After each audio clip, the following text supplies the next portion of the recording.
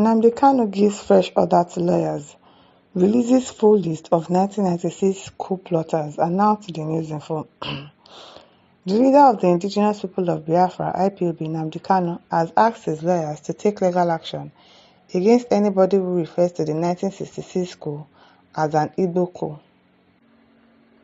The agitator disclosed this during his routine meeting with his legal team led by Special Counsel Aloy Ejimakor at the facility of the Department of State Services, DSS, in Abuja. Kanu described the coup as unnecessary, stressing that only 2 Igbos were involved. Speaking via his ex-handle, Ejimakor lamented that unjustifiable hatred was the reason Kanu remains in detention. Well, I'm forced to agree with that because why are they not releasing him? It's definitely hatred, and it's the total marginalization that they are also talking about. Because how is it there? But even at that, I think some of his own people are happy that he's there, and some of them don't want him out of that place. I'm very, very sure about that. He wrote, at today's visitation with MNK, he instructed us as his team of lawyers to take vigorous legal action against any person or entity that henceforth refers to the unnecessary 1966 coup as an Igbo coup. Full list of the 1966 coup plotters and their ethnicities are as follows. Major Chukwuma Ezeogu Igbo, an Igbo that planned a coup against his Igbo person. Major Adewale Ademoyega Yoruba.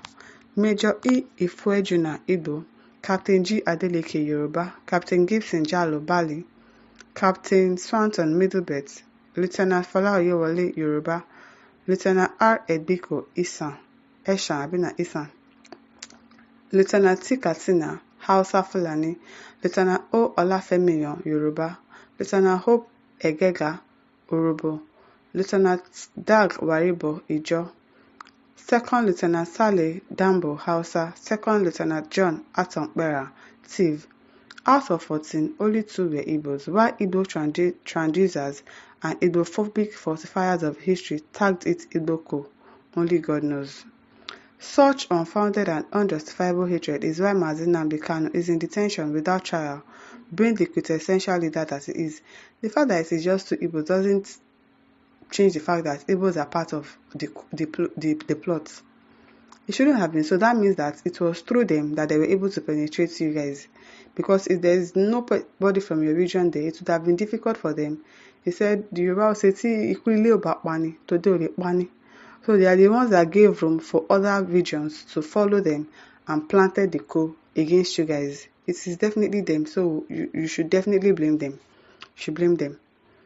Such unfounded and unjustifiable hatred is why Mazi Nnamdi Kanu is in detention without trial.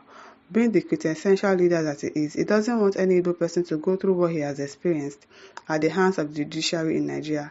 But surprisingly, some of his Igbo brothers are still the ones that don't want him out of DSS custody. Some of the governors in the southeast, some of them, the Ohaneze Igbo, somebody like Iziguzoro, I don't think he wants Nnamdi Kanu out of DSS custody.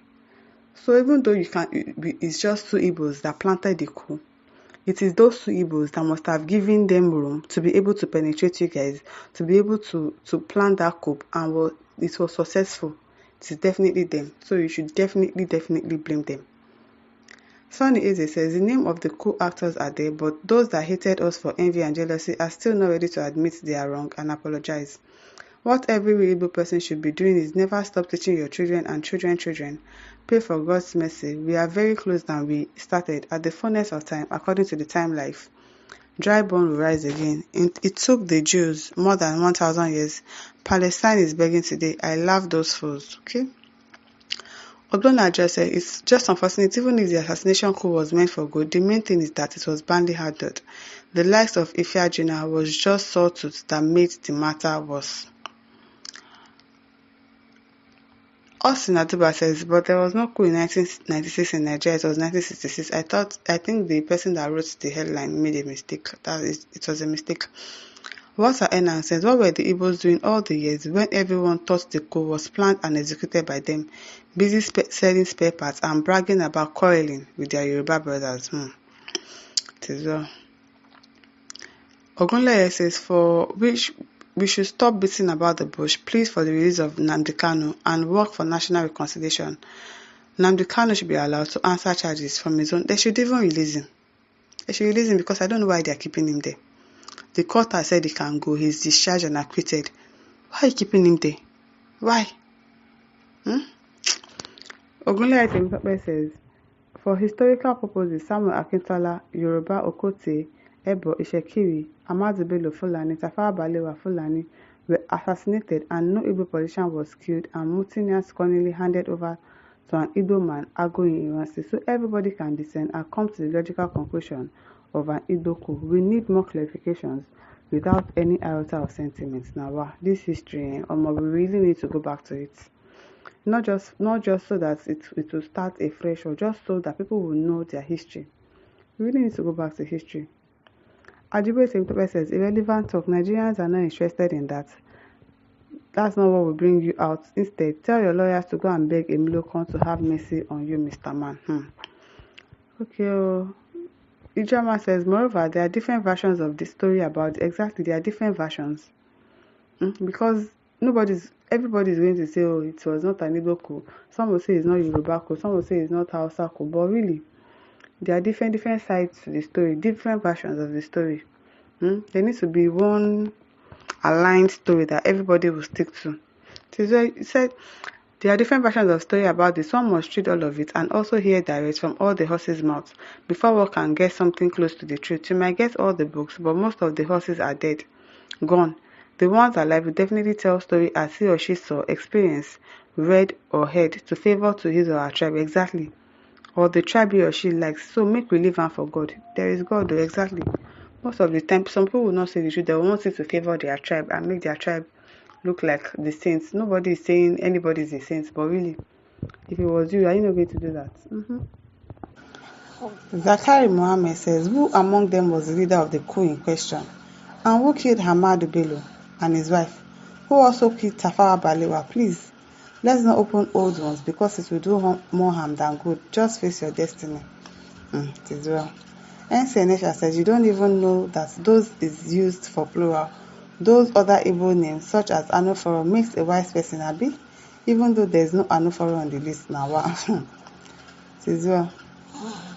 Nelson Ibuchi said, that's why Buhari removed history from our educational curriculum, so that people will not know the truth about Nigeria history. I don't think it was Buhari that removed it. I think it was Obasanjo that removed it.